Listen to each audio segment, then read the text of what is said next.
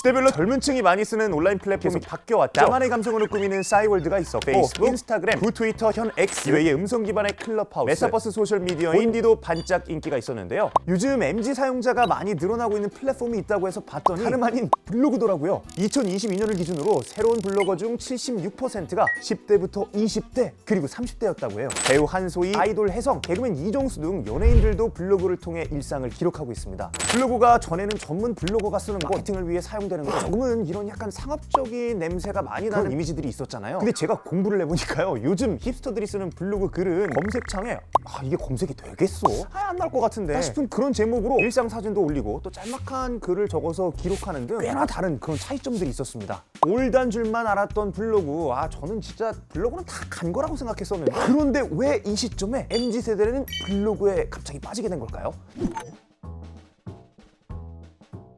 이 초록창 포털 사이트의 블로그 2003년부터 시작돼 21년째 운영되고 있는데요. 몇 년 전부터 MZ세대가 많이 쓰는 플랫폼으로 떠올랐습니다. 가장 최근에 공개된 기록을 한번 보니까요, 2023년 한 해 동안 블로그에서 발행된 글이 몇 개인 줄 아세요? 무려 2억 4천만 개였고요. 또 그리고 새로 개설된 블로그는 과연 몇 개일까요? 126만 개였습니다. 이렇게 블로그가 흥하게 된 거는요, 젊은 이용자들의 유입 덕분이라고 보이는데요. MZ들의 블로그 글을 찾아봤더니 다른 플랫폼에서는 좀 볼 수 없는 되게 신기한 특징이 몇 가지가 있었더라고요. 블로그는요, 사진과 글을 함께 올리고요, 또 그날에 있었던 일들을 기록합니다. 또 중간중간에는 재미난 이모티콘도 넣고 밈도 넣어보고 당시의 그런 기분이나 상황을 표현하기도 합니다. 식당, 카페 이런 장소 한 곳에 대한 글만 올리는 게 아니라요, 일주일 동안 내가 가봤던 것들을 쭉 정리해서 올리는 주간 일기 같은 글들도 꽤나 많이 눈에 띄더라고요. 그리고 아무래도 이용자들이 주로 젊은 층이 요즘에 많아지다 보니까 블로그를 통해서 요즘 가장 핫한 곳 그리고 또 핫한 주제도 함께 제가 직접 또 공부할 수가 있었더라고요. 블로그에 가장 많이 올라온 장소는요, 바로 여기 여의도에 있는 더현대 서울이었습니다. 팝업 스토어를 열거나 여러 가지 행사가 많이 진행되는 곳이잖아요. 그리고 작년에는요, 인천국제공항과 에버랜드 관련 게시물들도 굉장히 많이 올라왔다고 합니다. 왜냐면 공항은 이제 코로나가 끝났으니까 엔데믹 이후 부쩍 늘어난 해외여행을 반영하는 듯해 보이고요. 또 에버랜드는 얼마 전에 소식이 전해졌잖아요. 귀여운 푸바오가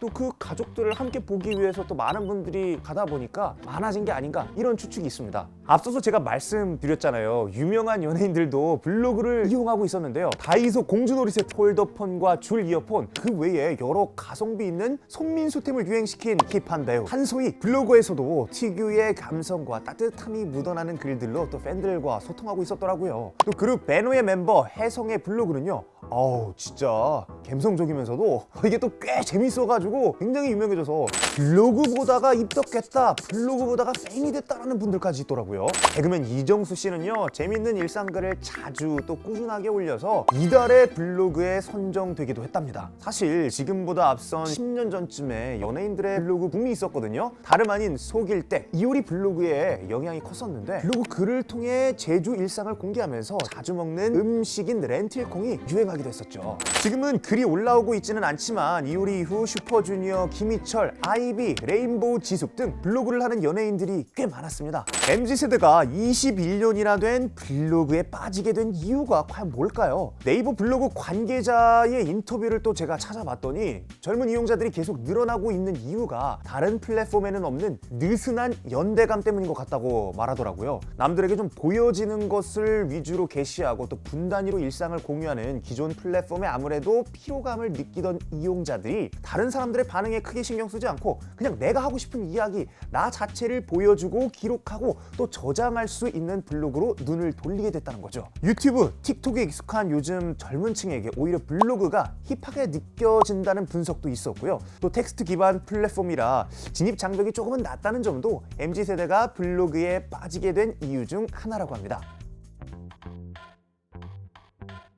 오늘은 MZ세대의 일기장이 됐다는 블로그에 대해 알아봤어요. 써주시는 댓글들을 다 보고 있으니까요, 더더욱 많은 댓글과 관심을 좀 부탁드리겠습니다. 저 진짜로 시키면 다 하고요, 또 여러분들이 알려주시면 제가 그것도 공부해 볼 테니까요, 계속해서 많은 관심 부탁드리겠습니다. 그러면 저희는 다음 시간에 또 만나요. 안녕!